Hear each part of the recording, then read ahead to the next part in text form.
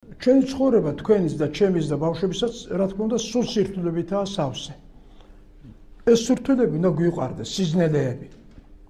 ნათქვამია გაუმარჯოს სიზნელებს იმით ვიზრდებითო. როცა სიზნელე აღარ გაქვს არაფერში, მაშინ ჩიავდება კაცი, იცით? ძალებს აღარ იკრებს, იმიტომ ისედაც მიდის და რაღაც უნდა გადახვდება, ხო? მაგრამ როცა დაგხვდება ქვა და ღორღი, იქ უნდა უკვე წინდახედული იყო და ასე შემდეგ. ასე რომ ბავშვმა უნდა დაინახოს იგივე მამა როგორ ღებულობს სირთულეს. უნდა მოუყვეს მამა, აი ხანდახან მაგედაც ხო დასხეთ ერთად სადილობთ. ადეგი და მოუყვები რა წინააღმდეგობა გაგიჩნდა შენ ცხოვრებაში სამუშაოზე, რასი საფიქრალი გაქვს, რას აი გინდა და არ იცი როგორ გააკეთო და დგას ეს სიზნელე. ბავშვმა ისმინოს ეს რაღაცები დედისგან, მამისგან და სხვისგანაც თუ იმ ახლობელია ოჯახში, ხო? ამრიგად განწყობა ექნება რომ სიზნელე საჭიროა და სიზნელის გარეშე ცხოვრება არ არის. ეს ერთი გზა.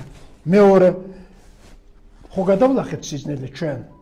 ამაზე აი ასე და ასეთი ძალები მოიკრიბე, ანდა ეს მოუნახე, იქ იმის დავიმეგობრე და რაღაცა როგორ გადალახეთ. აი ესაც მოყევით მაგედასთან რო სხეთხარ. ამ ბავშვი რო სკოლაში მიყავთ, უთხარი, შილო იცი ძალიან მინდა გითხრა, აი რა მოხდა ჩემს ცხოვრებაში გუშინ. და უამბეთ. როგორ და რა სიზნელით გადალახეთ ეს მართლაც ძნელი რაღაცა პრობლემა რა. ეს მეორე და რაც მთავარია. ჯერ ერთი ბავშვთან უნდა ითანამშრომლო. ბავშვი ყველა სიზნელეს ვერ გადალახავს და არა და სწორედ ეხლა უნდა გადალახოს სიზნელე. მაგრამ ვერ გადალახავს. ამიტომ შევეშველო უნდა რომ ეს სიზნელე ერთად გადაგ. ნუ გადახტომა, აი ვეტყვია, აბა და აქედან ჩამოხდი, აი აქედან, ამ სიმაღლიდან. იქიდან ხდება და აქედან ვერ ახდება. მაგრამ ვეტყვი, მე აგერა ვარ, დაგიჭერ, მივიდი, გაბედე და გადმოხდა. ხო? მარტო ვერ გააკეთებდი, იმიტომ რომ გრძნობს ბავშვის მეტად საშიშია. არა? და გაბედა. მაშინ მე რა გავაკეთე? მე ჩემი სიმამაცის ნაწილი გავუნაწილე მას და თამამი გავხადე. არა?